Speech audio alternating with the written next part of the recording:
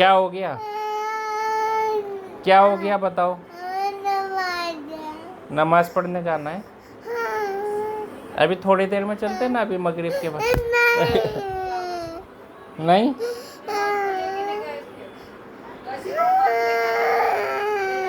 मस्जिद जाना है नमाज पढ़ने। चलें?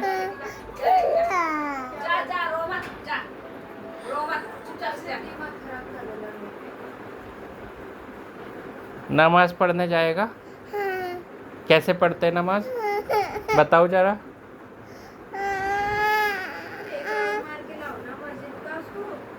अभी मगरिब के बाद जाएंगे ना बेटा, रोज़ा खोल के, रोज़ा खोलने के बाद जाएंगे नमाज पढ़ने, ठीक है?